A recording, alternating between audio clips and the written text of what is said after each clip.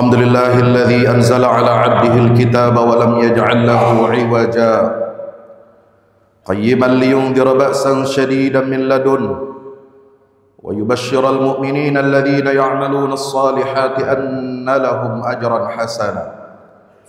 الحمد لله القائل في كتابه: لقد أرسلنا رسلنا بالبينات وأنزلنا معهم الكتاب والميزان ليقوم الناس بالقسط وأنزلنا الحديد فيه بأس شديد ومنافع للناس وليعلم الله من ينصره ورسله بالغيب إن الله قوي عزيز. اللهم صل وسلم وبارك وكرم على نبينا محمد الأمين وعلى آله وأصحابه الغر الميامين وسائر الصحابة والتابعين ومن تبعهم بإحسان إلى يوم الدين. عباد الله، أوصي نفسي وإياكم بتقوى الله. اتقوا الله حق تقاته ولا تموتن إلا وأنتم مسلمون. Hadirin jamaah Jumat yang insyaallah mudah-mudahan kita senantiasa diberkahi dan dimuliakan oleh Allah Subhanahu wa taala. Bersyukur kepada Allah yang telah menurunkan Alkitab, yaitu Al-Qur'anul Karim, yang menjadi pamungkas seluruh risalah para nabi dan rasul, kitab pedoman dan hidayah yang menjadi rujukan dan referensi bagi seluruh umat manusia, bukan hanya untuk umat Islam saja, tapi seluruh umat manusia memerlukan hidayah dan petunjuk Al-Quran. Kalau dunia ini ingin baik, kalau dunia ini ingin damai dan sejahtera, kalau dunia ini ingin dipenuhi dengan keadilan, dengan kemakmuran, dengan kebaikan dan rahmat dari Allah Subhanahu wa taala, maka tidak ada pilihan lain. Umat manusia di atas jagat muka bumi ini semuanya harus merujuk kembali kepada tuntunan wahyu dari Allah Subhanahu wa taala, yaitu Al-Qur'anul Karim.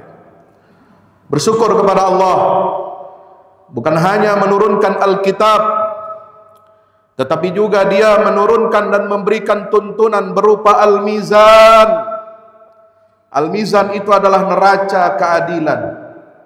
Al-Mizan bukan hanya neraca timbangan amal di yaumil qiyamah yang akan kita hadapi dalam pertanggungjawaban kita di hadapan Allah Subhanahu wa taala, tetapi Al-Mizan itu diungkapkan Allah dalam Al-Qur'anul Karim sebagaimana termaktub dalam surah Al-Hadid ayat 25, yang menjadi bukti kebenaran risalah para nabi dan rasul, terutama nabi kita Muhammad sallallahu alaihi wasallam. Allah taala berfirman: "Laqad arsalna rusulana bil bayyinat wa anzalna ma'ahumul kitaba wal mizan."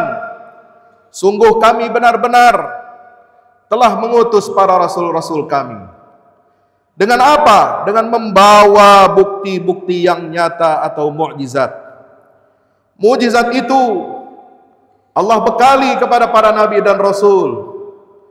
Untuk nabi kita Muhammad sallallahu alaihi wasallam, mukjizat Al-Quran bukan hanya sebagai pembenaran atau bukti kebenaran risalah beliau, tetapi mukjizat Al-Quran itu juga sekaligus sebagai kitab petunjuk dan pedoman untuk kehidupan kita umat manusia.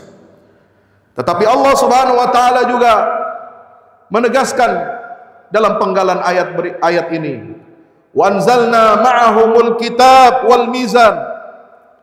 Kami telah menurunkan bersama para nabi dan rasul itu Alkitab, yaitu wahyu dari Allah taala, wal mizan, neraca keadilan dari Allah Subhanahu wa taala, liyaquman nasu bil qist, agar manusia dapat berlaku adil, agar keadilan di atas muka bumi ini tegak, keadilan dalam seluruh aspek kehidupan kita. Islam bukan agama sekuler. Islam bukan agama yang hanya mengurusi urusan spiritual. Islam bukan hanya bicara tentang masalah zikir, salat, ibadah mahdah, tetapi Islam mengurusi dan mengatur serta memberikan pedoman bagi kita seluruh umat manusia ini agar kita menjalani kehidupan kita dalam bidang apapun itu semua harus berdasarkan dan sesuai dengan timbangan neraca keadilan yang Allah turunkan di dalam Al-Qur'anul Karim. Maka hadirin yang dimuliakan Allah Subhanahu wa taala, kita bersyukur kepada Allah menjadi bagian umat risalah, menjadi bagian umat yang terbaik. Kuntum khaira ummatin ukhrijat linnas ta'muruna bil ma'ruf wa tanhauna 'anil munkari wa tu'minuna billah, sebagaimana yang telah dinobatkan oleh Allah di dalam surah Ali Imran ayat 110. Kalian wahai umat Rasulullah adalah umat yang terbaik. Coba perhatikan, dengarkan ujian dari Allah ini. Masukkan kata-kata redaksi kalamullah ini dalam hati kita dan pikiran kita masing-masing. Sudahkah kita menjadi umat yang terbaik? Sudahkah kita memenuhi syarat dan ketentuan yang berlaku dari Allah bahwa kita menjadi umat yang terbaik manakala kita memenuhi syarat yang telah ditetapkan oleh Allah Subhanahu wa taala? Itu apa? Ta'muruna bil ma'ruf wa tanhauna 'anil munkari wa tu'minuna billah. Kalian harus melakukan amar ma'ruf, menyuruh umat manusia untuk menegakkan kebaikan, menyuruh mereka untuk menjalankan kebajikan-kebajikan, wa tanhauna 'anil munkar, dan untuk mencegah manusia dari perbuatan-perbuatan yang mungkar, wa tu'minuna billah, dan kalian harus menebarkan cahaya iman kepada Allah Subhanahu wa taala. Karena gelapnya dunia ini, pekatnya alam dunia ini dengan berbagai macam kezaliman-kezaliman, baik pada tatanan sistem internasional, tatanan dunia global yang dipenuhi dengan kezaliman, yang salah satu bentuk kezaliman yang terbesar yang kita saksikan pada saat ini adalah bagaimana kondisi yang dihadapi oleh saudara-saudara kita umat Islam di Gaza dan tepi barat Palestina, yang itu menandakan sebuah kegagalan besar dalam sistem dunia ini, kegagalan besar dalam tatanan global dunia ini yang dipimpin oleh Amerika Serikat. Seorang ilmuwan besar dari Mesir, seorang pakar dan ahli tentang Zionisme, Profesor Dr. Abdul Wahab Al-Masiri, pernah ditanya oleh wartawan TV Al Jazeera, Profesor, menurut Anda apa yang menyebabkan Israel masih bisa bertahan dan masih kuat hingga saat ini?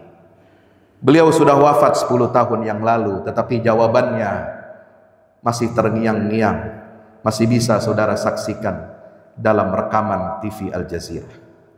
Apa kata Profesor Dr. Abdul Wahab Al-Masiri yang menulis kitab ensiklopedi Zionisme sebanyak 4 jilid itu?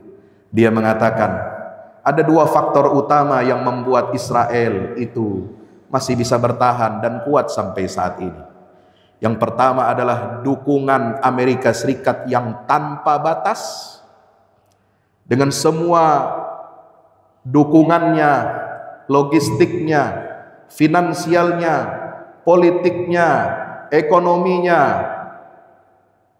perlindungan hukum internasional, yang bahkan hukum PBB itu tidak bisa menyentuh negara kecil yang kurang ajar dan kufur terhadap Allah Subhanahu wa taala, telah mengangkangi nilai-nilai kemanusiaan. Itu semua karena apa? Karena dukungan Amerika Serikat yang tanpa batas. Inilah kegagalan sistem tatanan dunia global kita. Dan yang kedua, faktor utama yang menyebabkan Israel ini masih bisa bertahan, saudara yang dirahmati Allah, adalah karena absennya, tidak hadirnya negara-negara Arab dan Muslim di atas bumi ini untuk membela Palestina dan Masjidil Aqsa dengan sebenar-benarnya pembelaan. Cuma 2 faktor ini, saudara. Inilah kezaliman yang nyata Kenapa itu semua terjadi? Kenapa dua faktor ini masih bercokol di atas muka bumi ini, sehingga kita tidak bisa berdiri tegak membantu saudara-saudara kita rakyat Palestina yang dizalimi? Karena kita tidak menegakkan ayat Allah Subhanahu wa taala, surat Al-Hadid ayat 25 ini. Wa anzalna ma'ahumul kitaba wal mizan liyaquman nasu bil qist. Seandainya umat Islam di seluruh penjuru dunia mereka memiliki iman yang kuat, memiliki komitmen untuk menegakkan Alkitab dan Al-Mizan, sebuah sistem tatanan dunia global yang adil, yang telah diwahyukan kepada Rasulullah Muhammad sallallahu alaihi wasallam, maka dunia ini tidak akan jadi hancur dan rusak seperti yang kita saksikan seperti saat ini. Inilah kelemahan kita. Inilah kenapa kita harus menegakkan adab-adab Al-Quran dalam kehidupan kita, dalam berbangsa, dan bahkan dalam pergaulan internasional kita, saudara. Allah telah menurunkan berbagai perangkat, sistem, aturan agar kita menegakkan keadilan ini. Wa anzalna ma'ahumul kitab wal mizan liyaquman nasu bil qist. Kenapa Allah menyebutkan tidak hanya Al-Quran tetapi juga Al-Mizan, neraca keadilan? Neraca keadilan itu artinya kekuasaan. Karena Al-Quranul Karim adalah kitab yang diam. Dia menjadi kitab rujukan, tetapi yang bisa membuat Al-Quran berbicara, yang membuat Al-Quran ini aktif, hidup dan tegak dalam kehidupan kita sehari-hari adalah dengan adanya Al-Mizan, yaitu neraca keadilan dan kekuasaan. Saudaraku yang dirahmati Allah Subhanahu wa taala. Maka itulah Allah taala menekankan kepada kita di dalam ayat ini, wa anzalnal hadida fihi ba'sun syadidun wa manafi'u linnas. Bukan hanya Al-Qur'an, bukan hanya Al-Mizan. Yang kata Nabi sallallahu alaihi wasallam, innallaha la yaz'u bis sultan ma la yaz'u bil Qur'an. Allah akan menegakkan nilai-nilai Al-Quran itu tidak hanya dengan semata-mata turunnya ayat-ayat Al-Quran itu kepada Rasulullah Muhammad, tetapi juga nilai-nilai Al-Quran itu akan bisa ditegakkan dengan as-sultan, dengan kekuasaan yang tidak bisa hanya Al-Quran sendiri yang dapat menegakkannya secara otomatis. Maka itu kaum muslimin dirahmati Allah Subhanahu wa taala. Kalau kita lihat, kita tadabburi surah Al-Kahfi, surat yang sering dibaca oleh kaum muslimin, surat yang senantiasa dijadikan sunnah Nabi kita Muhammad sallallahu alaihi wasallam. Kita baca di malam Jumat dan di hari Jumat. Apa kisah yang kita baca di antara surah Kahfi itu? Ada 5 kisah di dalam surat Al-Kahfi yang kalau saudara renungi luar biasa.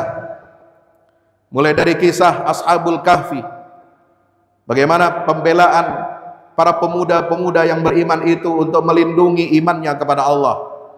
Mereka berkorban dengan jiwa, harta, dan apa yang mereka miliki agar mereka memiliki nilai kebebasan, nilai kemerdekaan sebagai manusia yang memiliki iman dan tauhid yang benar kepada Allah Ta'ala.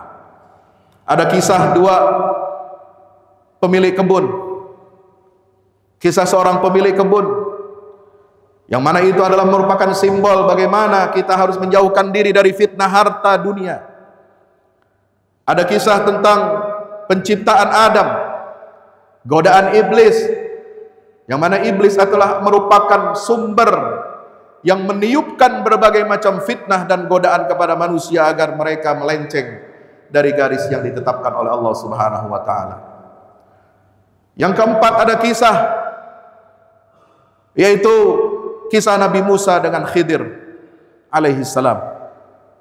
Itu kisah di mana kita harus menjauhkan diri kita dari fitnah ilmu pengetahuan. Dan yang kelima, yang terakhir, di lembaran-lembaran terakhir surat Al-Kahfi itu ada kisah tentang seorang raja yang adil, Dzulqarnain. Yas'alunaka 'an Dzulqarnain, qul sa'atlu 'alaikum minhu dzikra. Mulai dari ayat 83 sampai 98 surah Al-Kahfi. Saudara yang dirahmati Allah Subhanahu wa taala, Maka disitulah Allah membeberkan bagaimana fungsi al-mizan itu bisa tegak dengan baik. Keadilan bisa diwujudkan dengan sebaik-baiknya. Dengan adanya kisah Zulkarnain ini kita bisa belajar bagaimana seorang pemimpin itu harus memiliki kekuatan untuk apa? Mencegah kezaliman. Wa amma man zalama fasawfa nu'adzibuhu thumma yuraddu ila rabbih fayu'adzibuhu 'adzaban nukra. Tugas pertama bagi kekuasaan yang tegak di atas nilai-nilai Allah adalah untuk mencegah kezaliman itu merajalela. Yang kedua, wa amma man amana wa 'amila salihan falahu jazaa'anil husna wa sanaqulu lahu min amrina yusra. Tugas kekuasaan yang benar adalah untuk melindungi nilai-nilai tauhid, melindungi nilai-nilai keimanan kepada Allah Subhanahu wa taala, dan mendorong rakyat sebanyak-banyaknya untuk beriman dan bisa beramal saleh.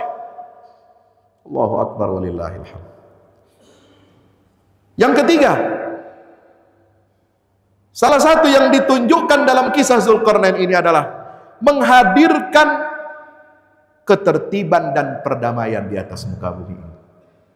Saudara baca dalam kisah Zulkarnain bagaimana seorang raja yang dikenal adil ini kemudian didatangi, disambangi oleh satu bangsa yang mereka terganggu oleh sekelompok perusak yang suka merusak dan membinasakan alam semesta ini, yaitu Ya'juj dan Ma'juj.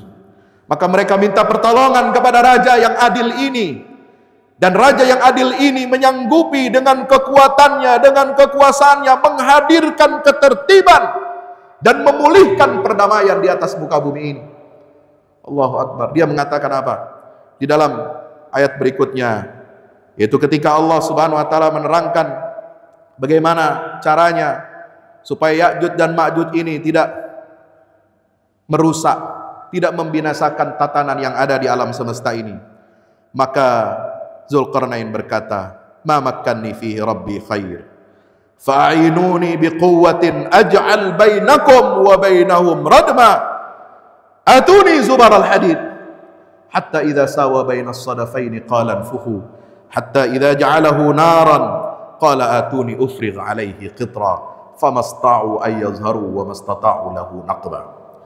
Berilah aku, kata Zulkarnain, potongan-potongan besi, sehingga ketika potongan besi itu telah terpasang semuanya rata mencapai 2 puncak gunung, maka Zulkarnain berkata, tiuplah api itu, qala anfukhu hatta idza ja'alahu nara. Ketika tumpukan-tumpukan besi itu dinyalakan, ditiupkan dengan api yang membara, ketika besi itu sudah menjadi memerah seperti api, dia pun berkata, atuni ufrigh alaihi qitra, berilah aku tembaga yang mendidih agar aku tuangkan ke atasnya atau ke atas besi panas itu. Sehingga dengan demikian terciptalah sebuah bendungan raksasa, sebuah gerbang raksasa yang sangat kokoh dan kuat dan tidak bisa ditembus oleh makhluk-makhluk yang durjana, yaitu Ya'juj dan Ma'juj. Inilah tipologi pemimpin.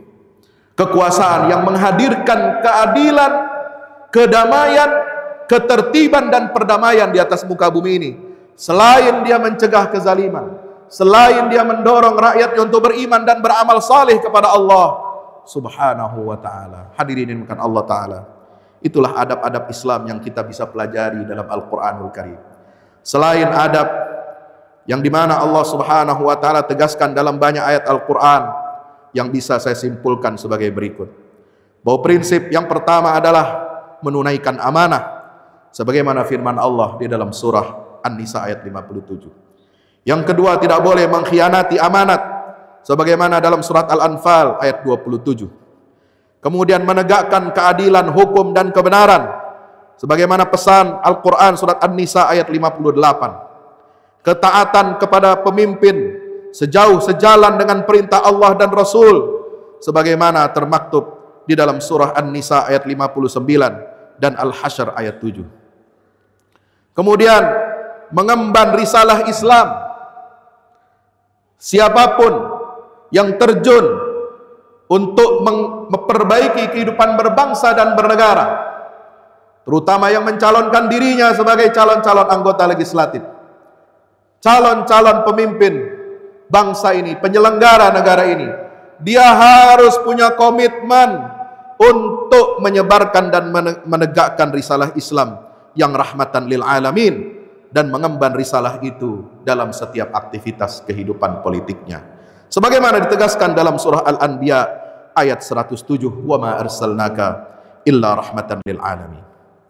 Kemudian menunaikan amar ma'ruf nahi mungkar dan mengajak orang untuk beriman kepada Allah, sebagaimana surah Ali Imran ayat 110. Mempedomani Al-Quran dan Sunnah, sebagaimana surat An-Nisa ayat 108. Mementingkan kesatuan dan persaudaraan di antara umat manusia, sebagaimana pesan surat Al-Hujurat ayat 13. Kemudian menghormati kebebasan orang lain.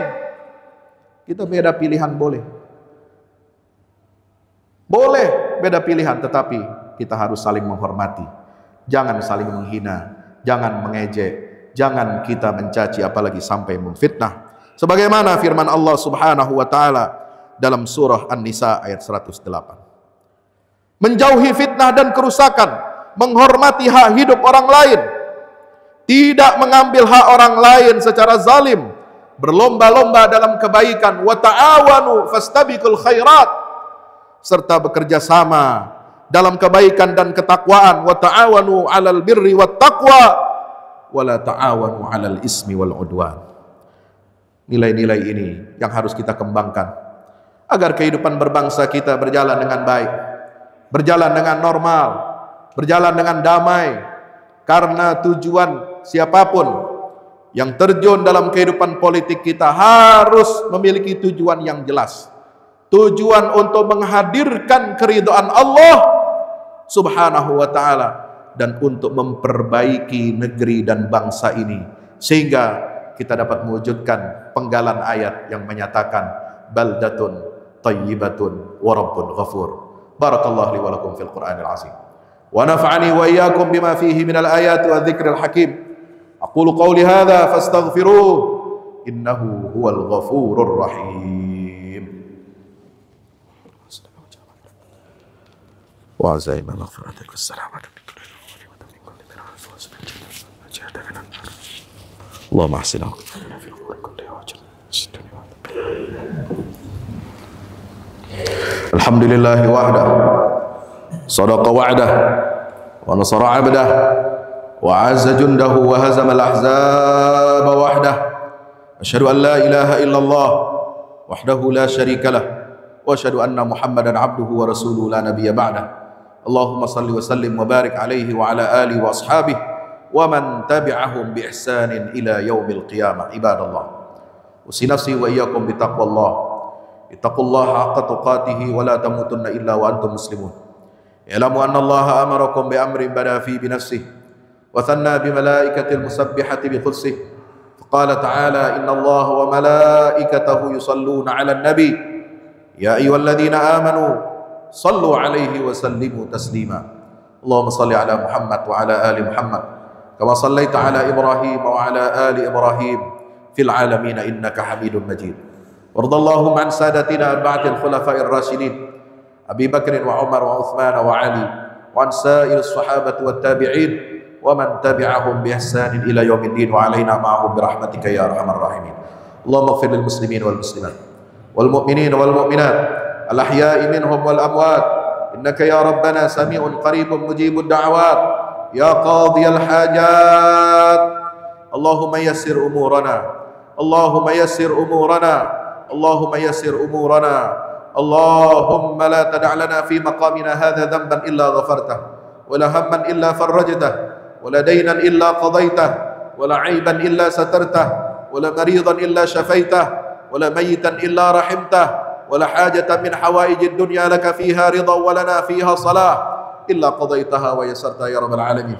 Allahumma aslih lana dinana alladhi huwa 'ismatu amrina, wa aslih lana dunyana allati fiha ma'ashuna, واصلح لنا آخرتنا التي إليها معادنا واجعل الحياة زيادة لنا في كل خير واجعل الموت راحة لنا من كل شر. اللهم arinal haqqa haqqan warzuqna ittiba'ah wa arinal batila batilan warzuqna ijtinabah. Allahumma ansur ikhwanana al-mujahidin fi Filastin fi kulli makan min biqa'il ardi ya rabbal alamin. Allahumma ahlik a'daka a'da'ad din. Allahumma ahlik al-kafarata wal yahuda wa man awanahum bi rahmatika ya arhamar rahimin. Allahumma zalzil aqdamahum, Allahumma dammir jam'ahum, Allahumma shattit shamlahum, Allahumma ij'al tadbirahum tadmirahum, Allahumma ij'al tadbirahum tadmirahum, Allahumma ij'al tadbirahum tadmirahum bi rahmatika ya arhamar rahimin. Rabbana 'alaika tawakkalna wa ilaika anabna wa ilaikal masir. Rabbana atina fid dunya hasanah wa fil akhirati hasanah wa qina 'adzaban nar. Wa sallallahu ala nabiyyina Muhammad wa ala alihi wa sahbihi wa sallam walhamdulillahi rabbil alamin wa aqimis salat.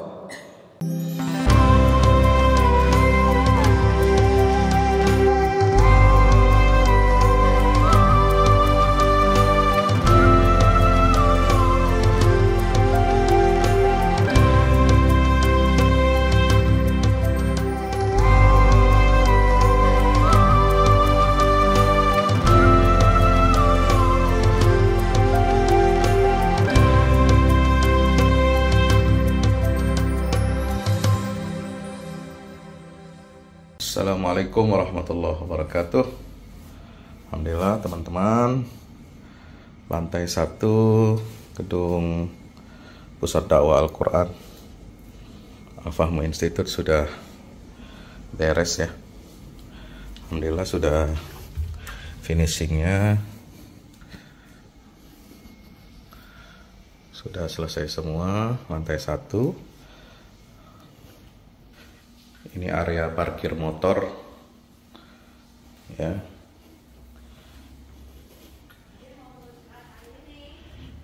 Ada tempat terima tamu, ini rak Quran ya. Ini mihrab kita untuk sholat berjamaah kalau acara-acara. Ini aula.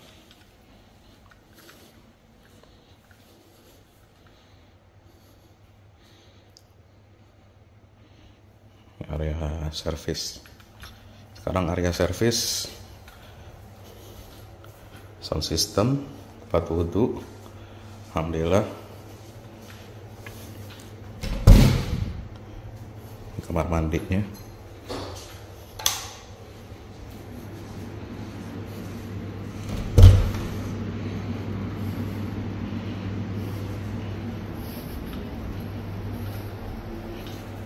Area kitchen untuk kamar guru ya, ruang service area.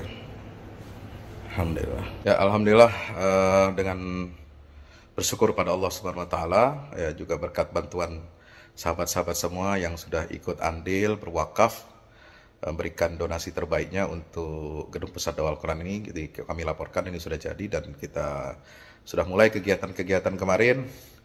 Misalnya kemarin diskusi dengan Bapak juru bicara Kementerian Luar Negeri Indonesia, ya. Kemudian kita lanjutkan dengan diskusi rutin 2 pekanan setiap hari Sabtu siang, dan kita akan gaspol bulan Ramadan insya Allah dengan aneka program-program dan podcast pilihan dengan isu-isu yang hangat yang berkaitan dengan kehidupan umat Islam di Indonesia dan di seluruh dunia. Terima kasih, mohon dukungan dan supportnya terus. Lantai 2 juga kita akan ya, bangunan ini yang masih belum jadi ya, kita belum mulai finishingnya, dan di atasnya lagi ada lantai 3. Barakallahu fikum. Assalamualaikum warahmatullahi wabarakatuh. Bahagiakan Indonesia dengan dakwah Quran.